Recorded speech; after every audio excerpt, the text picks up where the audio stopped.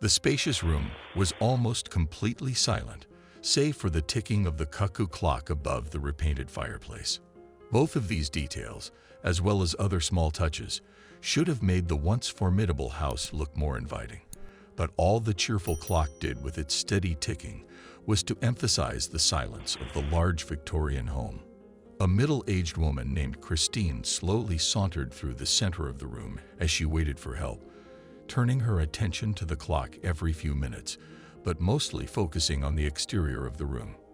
She remembered being confident in the building's ability to attract tenants, at least externally, with its elegant bay windows, castle-like tower, and intricate woodwork, but she felt like the dull, dilapidated interior could use some revitalization.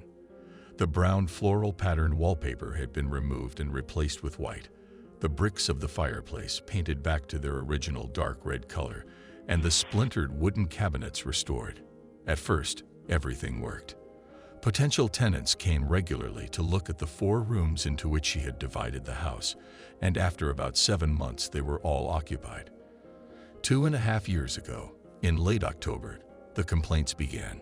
First, Mr. Wright called and said he regularly felt cold drafts, even when all the windows were closed and the heat was on. Christina looked all over the apartment for openings through which the wind could enter, but there were none. Wright moved out after a few weeks when he started noticing his breathing while sitting next to the heater, and all was well again until early December when Ms. Mancini called her and demanded something be done about the tenants upstairs, saying their stopping at night was keeping her awake, and they wouldn't open the door when she tried to talk to them herself. Christina didn't know what to say, since the Mancinis lived directly below Wright's apartment, which was vacant at the time. Even after the police found nothing strange, one of Christina's biggest fears was confirmed when all 3 of the remaining tenants said they felt uneasy when they learned that someone might have broken into the apartment. She tried to calm their nerves by installing security cameras, but this only led to more confusion when they recorded empty hallways, and the tenants said they could now hear someone running through them at night. Soon one couple moved out, which put Christina on high alert as she realized she could lose them all if the strange occurrences weren't somehow explained. It seemed hopeless. Neither the police nor checking every possible entryway yielded anything, until Ms. Mancini said that whatever was causing the commotion was not of this world. Christina had never believed in the supernatural, but at that moment everything was on the line, and exploring that possibility had led her to where she was now. The joyous tune of the doorbell alerted Christina to the arrival of help. After quickly inspecting herself in the mirror to smooth out the creases in her gray blazer and make sure her blonde curls weren't too disheveled from sleeping on the couch, she opened the door. A cloud of perfume and cigarette smoke hit her like tear gas, and she blinked several times before she was able to focus on the plump older woman standing in front of her. "Are you Christina Scott?" the woman asked excitedly. All she could do was nod, afraid to cough if she opened her mouth. "Edith Grimsley at your service.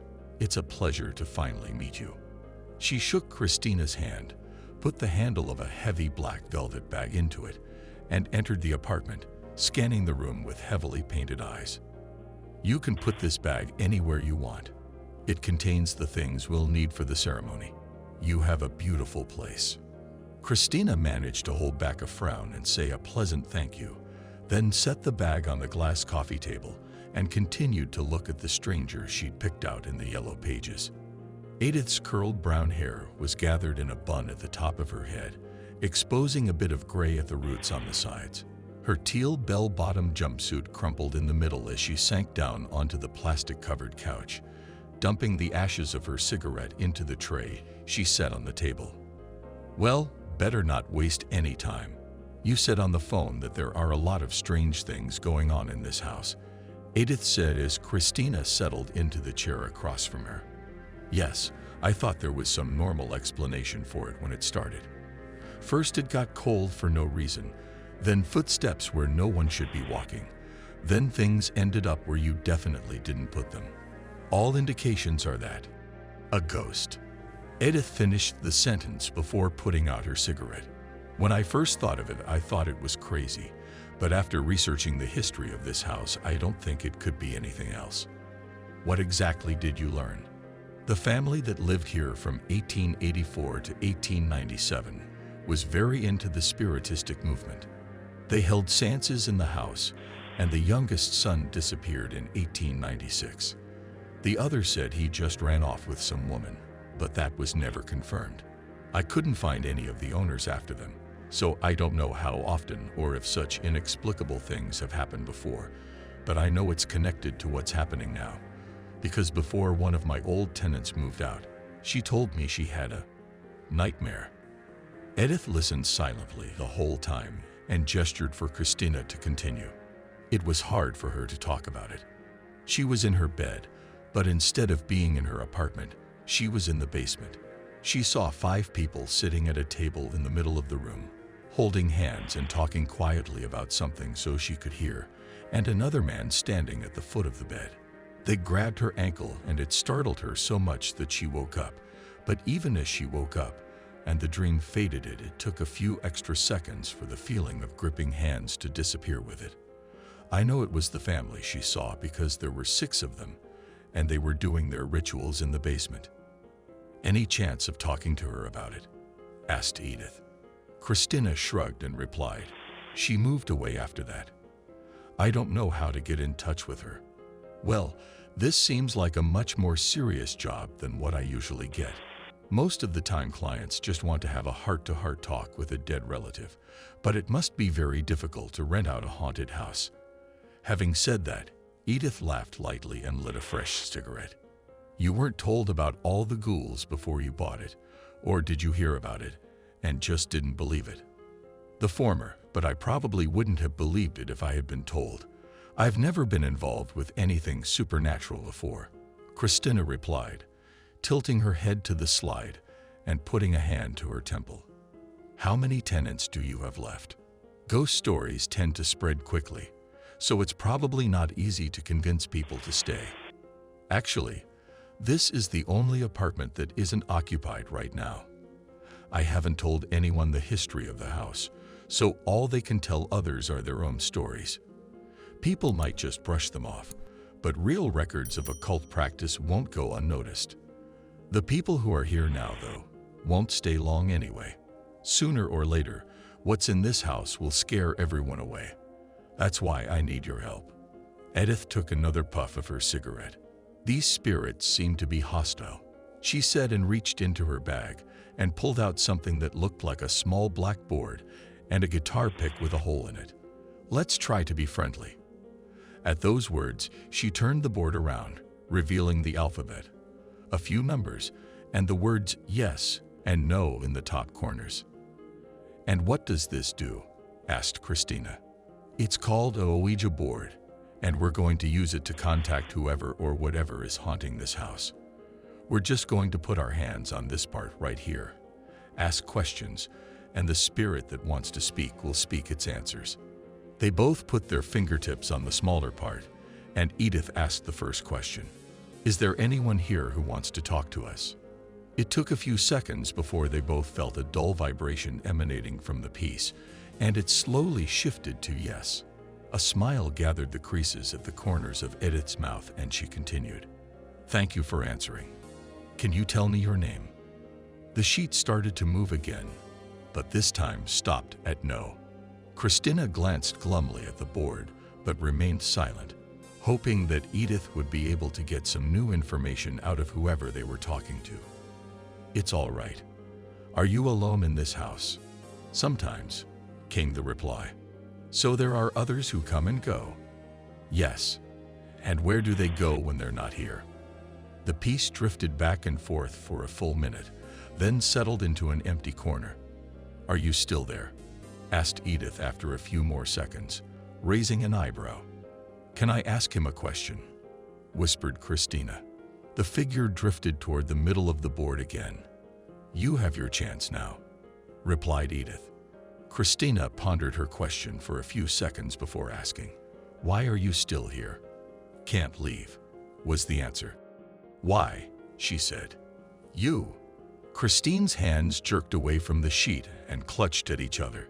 Edith didn't pull away from it, but closed her eyes, watching it swirl over the letters. "I see something." At those words, Edith's head began to rock back and forth. "I think it's a woman. It's..." She leaned forward and furrowed her eyebrows as if squinting to see something in the distance, but her eyes remained closed. "She's getting clearer. She has dark hair, and she is wearing a shawl with red spots." "Blood?" asked Christine, beginning to shiver. "Flowers, and she's leaning over something." Christina brought a clenched fist to her mouth and held still while Edith looked through her into an abyss no one could see. "She's..." is looking into a crystal ball. Edith was distracted from her musings by a loud click to her right. Looking that way, Christine pointed to a small wooden figure on the floor and shouted. The clipboard just flew off the board. Edith looked back at her flushed, wide-eyed client and after a moment said, "Looks like we've agitated one of them. Let's wait a moment before we continue. You look shaken." I'm just new to all this. It can scare the customers. I apologize for that. Is there anything in the kitchen to make tea? I could brew some to calm your nerves," said Edith, returning to a cheerful expression. "Oh, I brought a few things here just in case. I'll take care of everything. You just wait here." Christina got up and headed through the plastic sliding door into the kitchen. Edith stood up and headed for the clipboard when an icy wind blew into her face. She flinched and tried to recoil from the current, but it moved with her and then wrapped itself around her neck. Sliding off her skin, the wind concentrated at the window, fogging up the classroom and making the curtains flutter. "What are you trying to say?" she asked. The curtains continued to widen and fall like a breathing chest, and the cold air swirled beneath them. When they rose far enough to part, she saw the words "Eat eggs IT" on the glass, and then they lowered back down on it. "I hope you like oolong." Edith quickly turned around and saw Christina placing a tray with 2 cups and a teapot on the table. "Something really doesn't want me here. I'll be back tomorrow," said Edith, stepping towards her bag. Christina immediately looked at her and said in an accusing tone, "Don't tell me you've lost your nerve. Or are you just trying to drag things out so you can take more?" "Excuse me. I take this sort of endeavor very seriously. It's not just fixing a burst pipe. There's a consciousness living in this house that doesn't like to be disturbed. This kind of work takes time," Edith replied, casting an angry glance. "This house has been in his possession for years, but now it is mine. I have to make a living. It's already dead. Why does it need a house? Let it go to hell for all I care. If you won't help me show you who's in charge, I'll find someone who will. For a man whose job it is to talk to ghosts, I didn't think you'd be so afraid." Edith clasped her hand to her chest in shock, then clenched it into a fist. "You won't find anyone better at this than me," she replied sternly. "Good. If you're so good, let's go down to the basement and just meet him." Hearing this challenge, Edith's expression changed to concerned. "Hey, if you're scared, have some tea. It'll relax you," added Christina, holding out a cup. "Oh, forget the tea. Let's just go down there," said Edith. Christina looked down at the cup with a disappointed look and set it back on the tray. Edith would have thought this very strange if she hadn't been too busy fighting fear to notice it. "Follow me. The basement is this way." Christina pulled a bunch of keys out of her skirt pocket and headed for the door next to the kitchen. Edith hesitantly followed her out into a dimly lit carpeted hallway with a narrow spiral staircase at one end and no wall at the other, only an opening into a large room with a concrete floor and wall. A row of coin-operated washers and dryers could be seen in the open doorway on the left side, and Christine headed for the large wooden door on the right. When she opened it and pulled on a dangling rope, dusty light bulbs flickered on and revealed large cluttered cages along the walls. "That's the tenant's storage room, but there's another one down the stairs right through it. I don't let outsiders in there. And that's where the original owners performed their rituals." Christine pointed across the room to a rusty metal door with a large padlock. "How deep is that cellar?" asked Edith. It was clear from her tone that she was doubtful. Since they were trying to contact the dead, they probably wanted to get close enough to be heard. Christina replied as their heels clicked on the concrete. The sound of the lock being triggered and the rusty door swinging open echoed through the storeroom and down the ancient stone staircase, which was dark enough to see only a few steps before Christina turned on the electric lantern that stood on a shelf dug out of the dry earthen wall. She raised it above her head, and the sharp white light pierced the black void, and the dusty gray tunnel became like the insides of a mummified throat. "There's a hook at the bottom where you can hang a lantern. Watch your step." Christine's words echoed through the tunnel before she started to follow them. Edith walked carefully, pressing her hands against the walls as there was no railing, and it would take a long time to fall. She stopped for a moment to look back at the door at the top, but saw only blackness beyond the reach of the lantern light. Either the lights upstairs had gone out, or she was too far down to see them. After a few minutes, Christina saw that she was walking forward on level ground. The heat of the furnace kept the depths of what must have been icy temperatures bearable, and Edith calmed down a little when Christina hung the lantern on a wire hook connected to the ceiling by a pipe, illuminating most of the room. "Do you feel anything?" asked Christina. Edith looked around at the uneven stone walls and dilapidated wooden furniture, then noticed the dark benches in the wall behind the stove. Then she felt a cold breeze run down her neck. "There's something here." The breeze parted her hair as she turned toward the stairs. "I think it wants us to go back upstairs. If it doesn't want us to go downstairs, then this is where it's hiding. Why don't you check those little rooms here?" said Christina, slightly alarmed, and stepped toward her. Edith hesitantly turned and walked toward the back of the room, toward the stalls. Her flared pant legs scuffed back, and she felt the cold creeping up her ankles as she continued walking, as if something was trying its hardest to keep her from going any further, but there just wasn't enough strength in the physical world. Her eyes grew accustomed to the darkness, and she was able to peer into one of the stalls. It was empty except for a large hole in the floor that appeared to be filled with sand. The cold air blew hard on her, blowing cold on her face enough to make her close her eyes, as if it was trying with all its might to force her back in. She racked her brain, trying to think of what that could mean. "Well, do you see anything?" asked Christina impatiently. "Christina, remember when you told me that you'd never messed with the paranormal before? That even Ouija sessions were new to you?" There was a short pause before Christina replied, "Yeah. Why? So how do you know what a tablet is?" Another pause followed. "What?" Christina replied.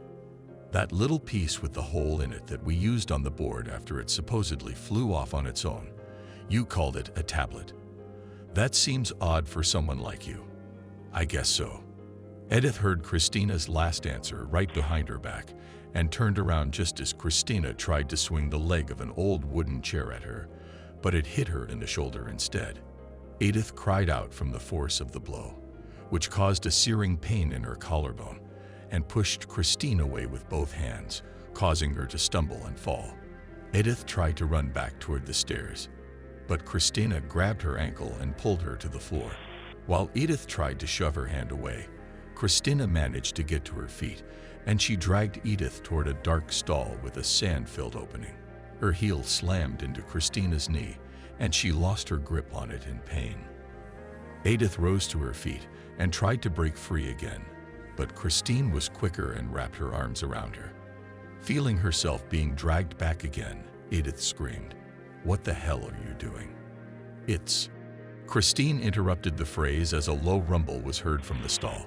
Thin beams of red light erupted from the hole in the floor as the sand receded from whatever was rising from it. Edith felt the cold air rush past her cheek as if startled, and the temperature in the room immediately rose. It was as if a subterranean heatwave had descended upon them.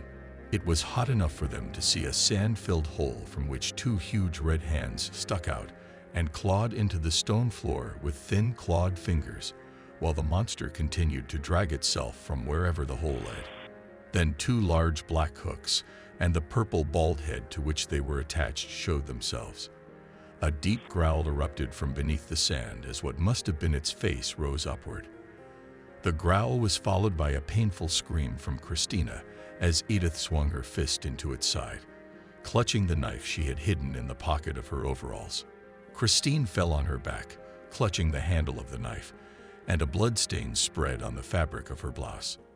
Edith turned away as best she could from the abomination dragged into their world, snatched the keys from Christina's pocket, and rushed to the ladder again, grabbing for the lantern, but the cable on which it hung was too strong. The lantern snapped back, causing wild flashes in the room, and Edith had to continue up the stairs in the dark, stumbling, having to get on all fours to keep from falling. Christina's cries and all other sounds were soon drowned out by a vicious growl that grew louder behind her. Christina let go of the handle and tried to stay on the floor as the swinging lantern became stationary again. Each breath sent a new wave of excruciating pain through her torso, causing her to grit her teeth and hold back sobs in an attempt to clear her mind. She realized that losing her composure would only waste time, and there wasn't much time left, judging by how quickly the blood stain was spreading. She also knew that pulling the knife out would make the blood flow even faster, and leaning forward would make the cuts worse, so she rolled onto her side and pushed herself up with one hand, trying to pull herself up without bending her torso. The sound of footsteps on the stairs caused her to lose her bearings and fall again. Letting out a loud groan of pain, she focused her attention on the footsteps. They sounded heavy and grew louder, as if whoever it was skipping many steps with each step. Her eyes widened in fear when a black hoof thumped loudly on the bottom step. The creature's upper torso stretched into a long serpentine torso before a second leg entered the room. It stood over her, and blood dripped from the red piece of flesh it held in its bony hand onto Christine's skirt. She could feel its gaze on her, even though a white marble mask hid her face. Her eyes read the strange symbols engraved on it, mentally comparing them to the ancient languages she had studied since she had first seen them. Those thoughts immediately left her as she felt the knife being pulled out of her, and as she lowered her gaze, she saw a rapidly growing red stain. Her scream echoed around the room before the creature pressed its palm against the wound, and the pain suddenly stopped. Christine was able to breathe freely again and put her hand to the hole in her blouse as soon as the red hand was removed. The fabric was mangled, but the skin underneath was intact. Her attention shifted to the creature crawling back towards the hole it had crawled out of. "Wait," shouted Christine, rising to her feet. "Tell me who you are. Are you Cyrus Wyatt, the youngest son of the Wyatt family that used to live here?" But there was no answer to her questions as the creature slid back into the loose sand, and the last thing she saw was its scaly tail before it disappeared again. Christina stood up and slowly walked over to where the creature was, wanting answers to her questions, but the heat from it made her think it was best not to go there. Christine carefully made her way up to the storeroom, careful not to let anyone see her in her bloody clothes. As she closed the stairs and the storeroom again, she saw that the room leading to the apartment where she had been with Edith was ajar. She entered quietly and pressed her hand to her mouth when she saw Edith's body lying in broken glass on the coffee table. The open wound in the place of her heart seemed to have stopped bleeding, but beside it lay the teacup she had rejected, the poisonous contents of which had discolored a stain on the carpet. "If you'd just had that drink, we could have avoided this fiasco," she said, glaring at her glumly and crossing her arms. When Christina finally pulled into the driveway of her own house, her hands still ached from cleaning, but it was comforting to know that there would be no more complaints from the tenants, as the spirit that had caused all the trouble was satisfied, at least until the next offering. She ate dinner as usual and decided to put Edith's knife away with the dishes. It was an interesting keepsake, but something with her own blood seemed too painful. Once in the bedroom, she opened the chest that stood at the foot of the bed and tossed the knife where it lay next to a shawl with red flowers.